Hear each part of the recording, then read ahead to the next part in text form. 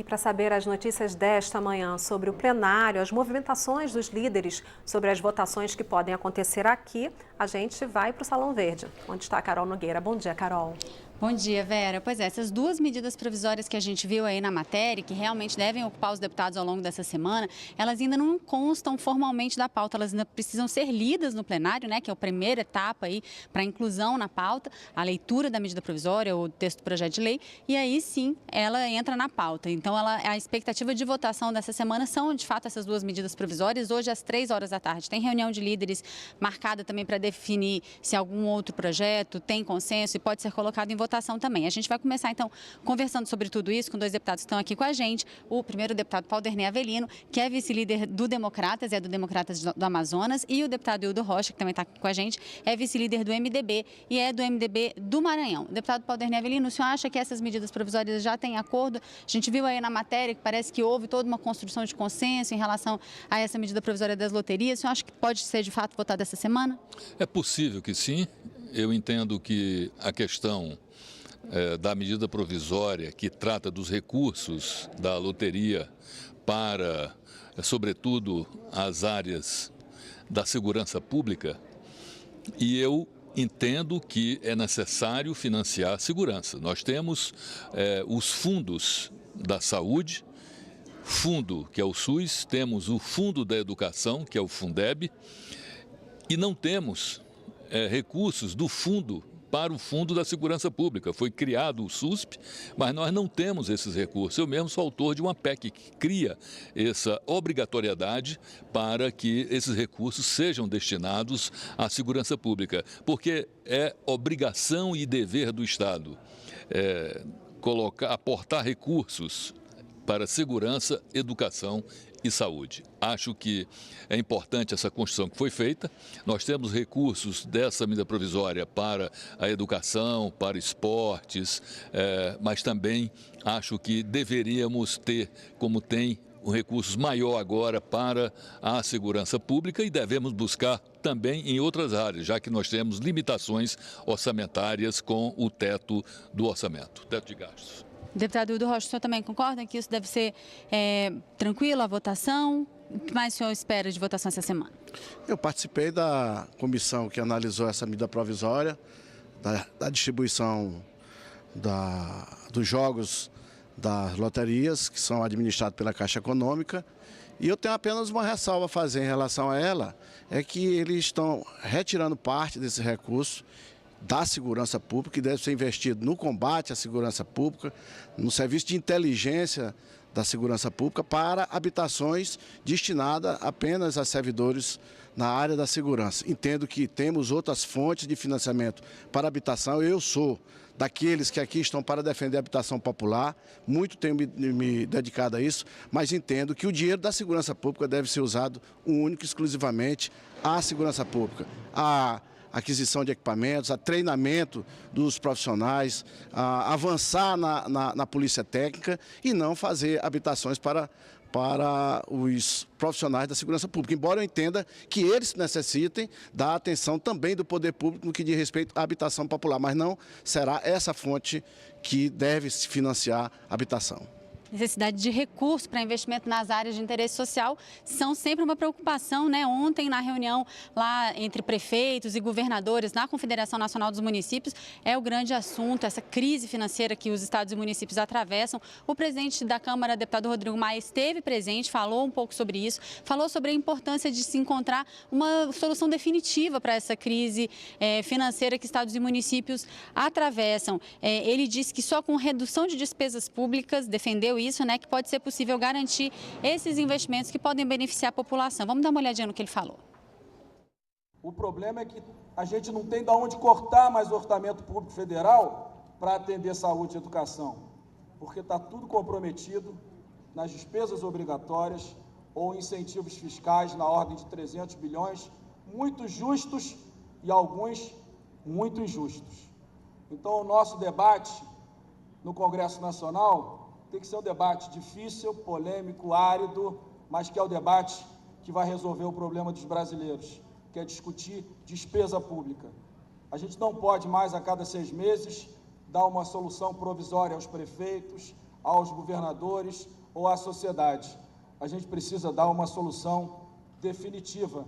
Eu não sei se a palavra menos Brasília e mais Brasil, ela é boa, porque temos brasileiros morando em Brasília também, né? E não são todos os responsáveis pela crise que vivemos, mas, sem dúvida nenhuma, precisamos de menos recursos concentrados no orçamento público da União e mais recursos livres para que os prefeitos e os governadores possam implementar as políticas públicas que transformarão a vida da população. É uma conta difícil de fechar, né? Uma solução difícil, ainda mais uma solução definitiva sobre isso. Deputado Paulo-Derney, por onde passaria uma solução para esse problema tão complexo, na opinião do senhor? Nós temos um cobertor curto. O Hildo, que trabalha comigo na Comissão de Finanças e Tributação, sabe como é que nós atuamos lá. O deputado Rodrigo Maia falou aí sobre renúncia fiscal de 300 bilhões, é um pouco mais para o ano que vem, 306, 307 bilhões de reais. Há benefícios fiscais que são extremamente úteis ao país, ao desenvolvimento do Brasil, mas também há aqueles que a gente precisa buscar fazer uma avaliação, se efetivamente precisa continuar tendo. Agora, o que nós entendemos é que nós já temos uma carga tributária extremamente elevada. Nós não podemos aumentar impostos. Nós precisamos fazer com que os recursos que nós temos, e nós temos um teto de gastos. O orçamento prevê um teto de gasto e, responsavelmente, nós votamos essa PEC e aprovamos. Agora, nós temos que reduzir o tamanho do Estado. Nós temos que fazer com que o Estado trabalhe em função do povo. Nós não podemos permitir que o povo trabalhe em função do Estado. Por isso é que nós devemos, sim, fazer uma reforma da Previdência, devemos fazer uma reforma tributária, nós devemos fazer uma reforma política, mas, sobretudo, também devemos fazer uma reforma administrativa para que o Estado caiba dentro do orçamento e os recursos também sejam destinados para a população brasileira. Deputado Hildo Rocha, uma das coisas que o deputado Paulo-Derney falou foi em reforma tributária, né? Também nessa questão da arrecadação. Hoje de tarde, o senhor, junto com o deputado Raul, apresentam aí, levam ao governo eleito, a equipe econômica do governo eleito, a proposta de reforma tributária que vem há muitos anos sendo debatido. O senhor, como presidente da comissão especial, o que pode ser oferecido? O que pode ser, de fato, que a gente pode, de fato, acreditar que pode ser implementado, aprovado e implementado para ajudar a resolver essa situação? O deputado Paulo-Derney fez uma colocação correta, concordo com o que ele diz.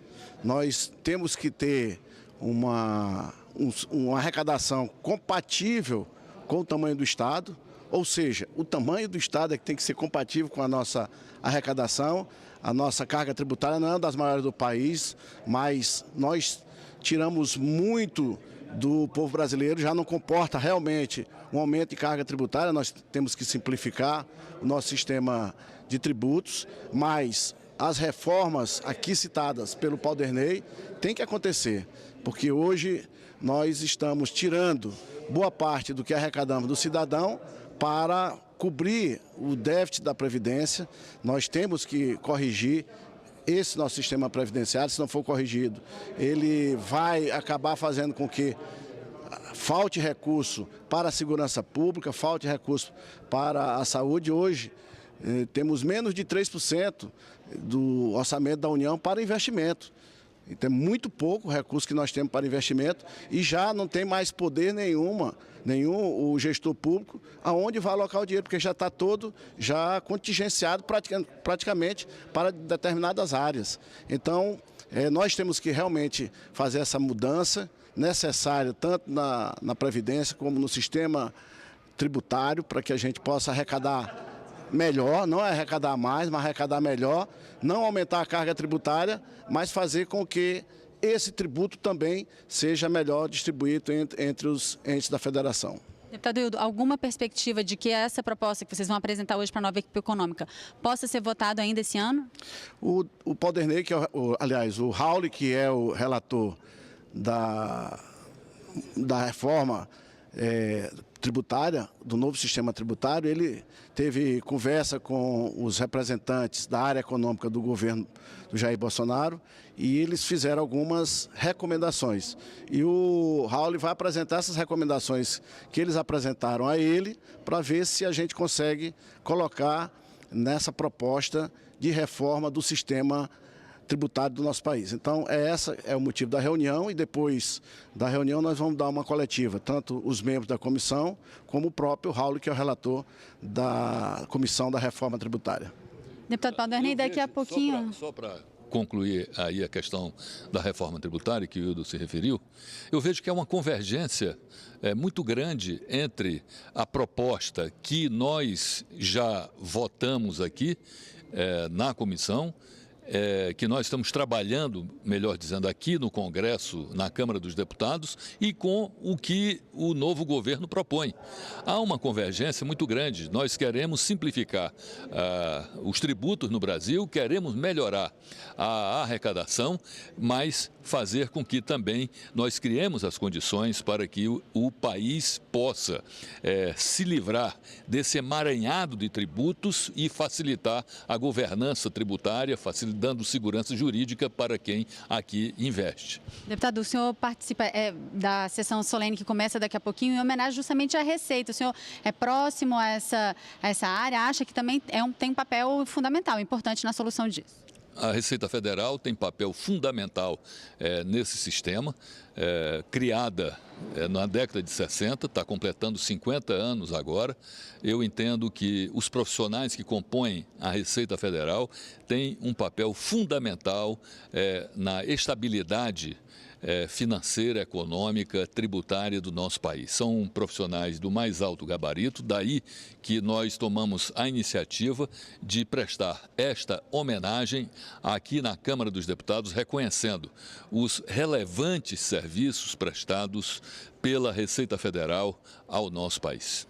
Deputado Paulo Darney, deputado Hildo Rocha, obrigada pela participação de vocês aqui com a gente hoje. A gente volta ao estúdio com a Vera.